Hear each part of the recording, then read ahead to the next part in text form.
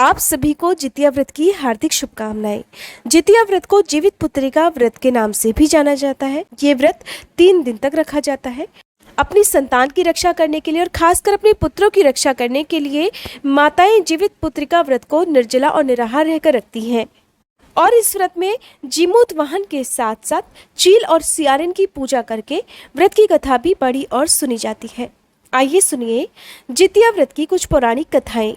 जितिया व्रत की पहली पौराणिक कथा के अनुसार गंधर्वों के राजकुमार का नाम जीमूत वाहन था। वे बड़े उदार और परोपकारी थे।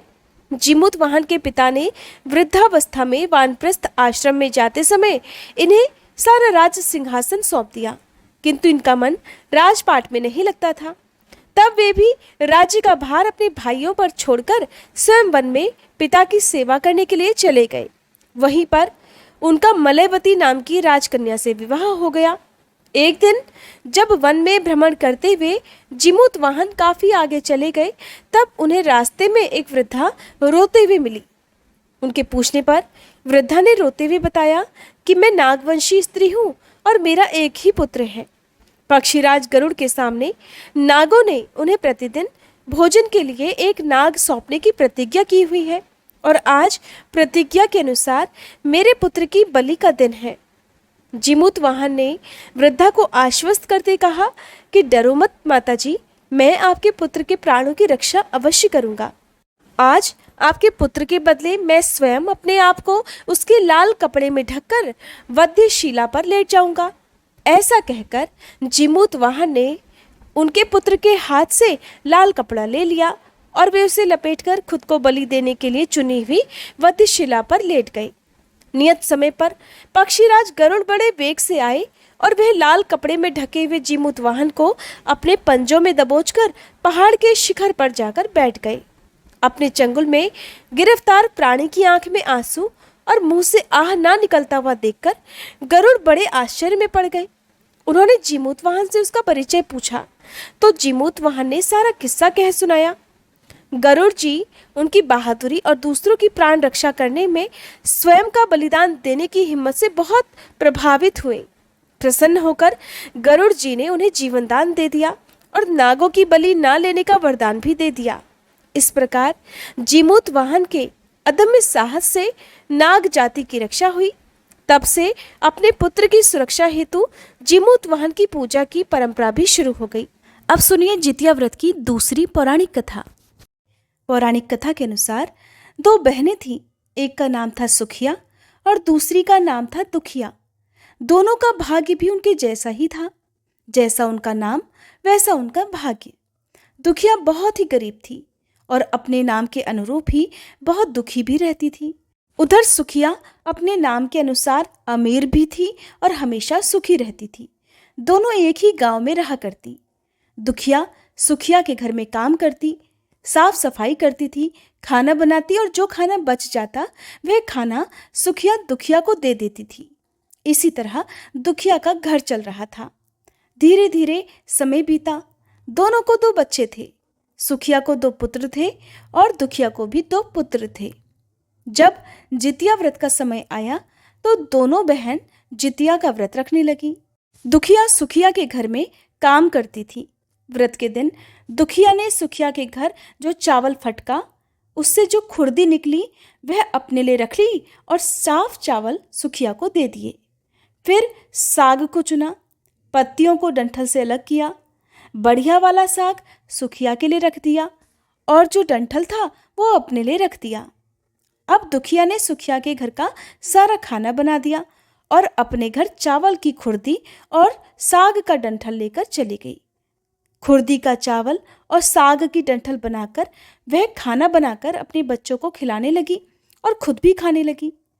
उसके बाद दुखिया सोने चली गई।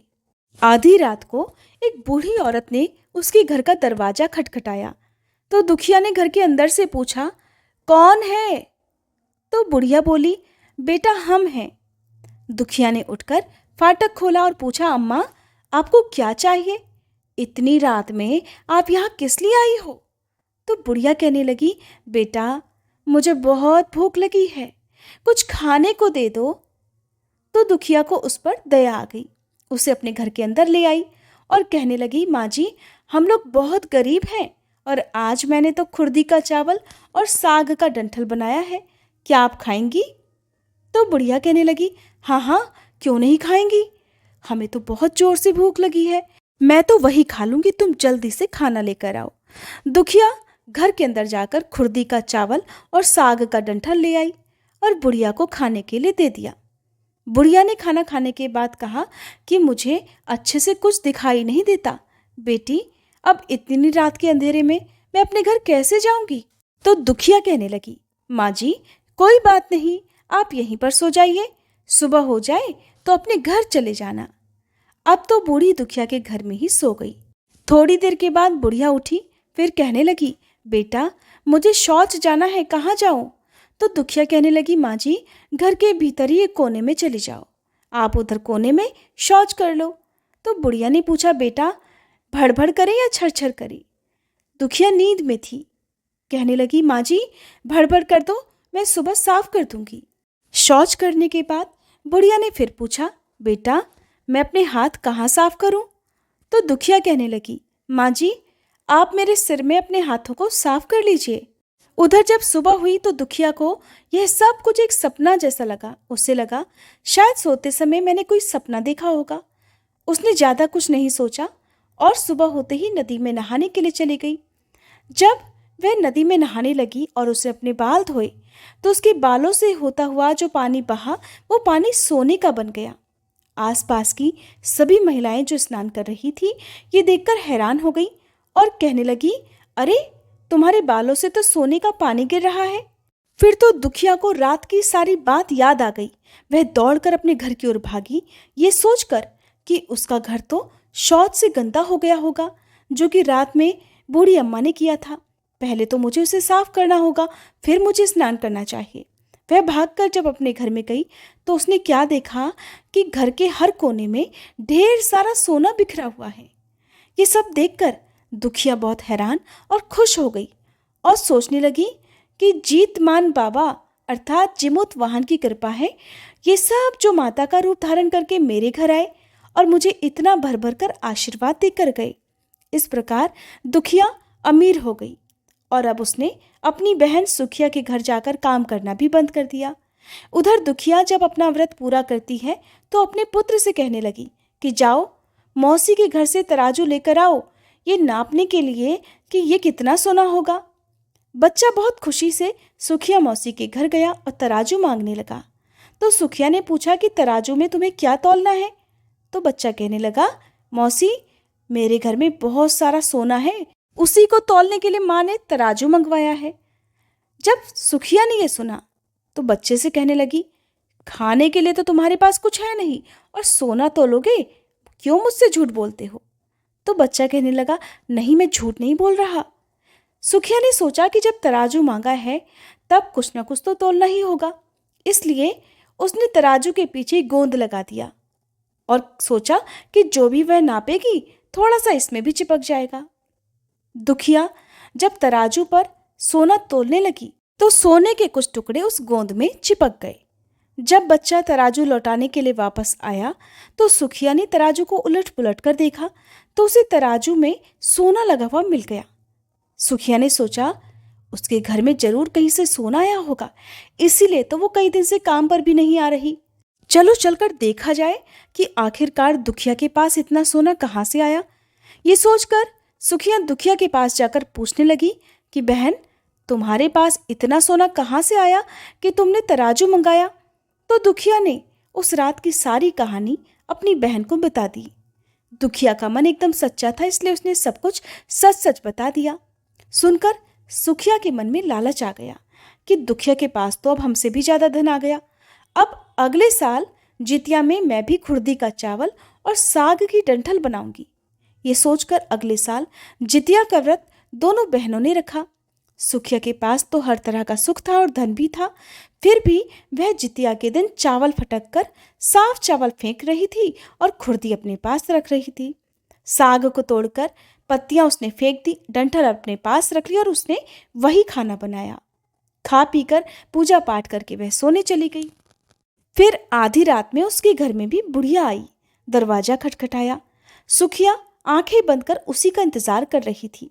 उसने तुरंत दरवाजा खोला और बुढ़िया को अपने घर के अंदर बुला लिया। थोड़ी देर बाद बुढ़िया कहने लगी, बेटी मुझे बहुत भूख लगी है, कुछ खाने को दे दो।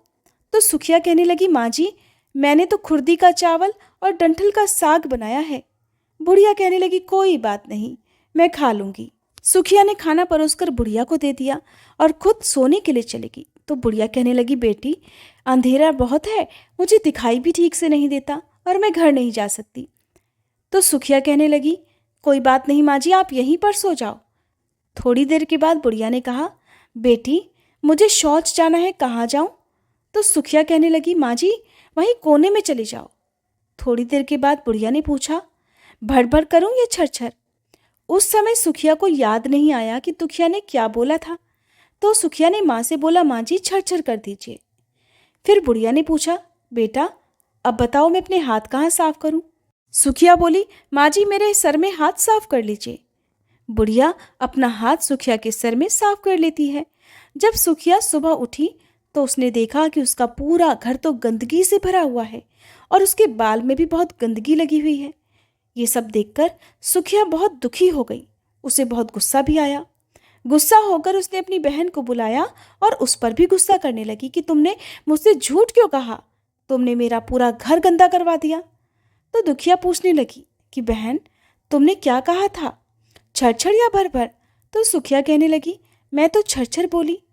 तो दुखिया कहने लगी कि बहन तुमने यही तो गलती कर दी, तुम्हारे पास तो सब कुछ था, किसी चीज की कोई कमी नहीं थी, फिर भी तुमने लालच किया।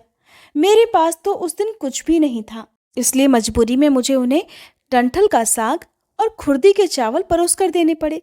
तुमने भेष बदलकर अपने घर आए हुए भगवान का अपमान किया, सब कुछ रहते हुए भी तुमने उन्हें साग और भात खिलाया, इसलिए तुम्हें लालच नहीं करना चाहिए था और तुम्हारे साथ जो कुछ भी हुआ वो तुम्हारे लालच का फल ही तुम्हें मिला है। बहन दुखिया की बात सुनकर अब सुखिया को अपनी गलती का भारी पश्चाताप हो रहा था, लेकिन अब वह कर भी क्या सकती थी।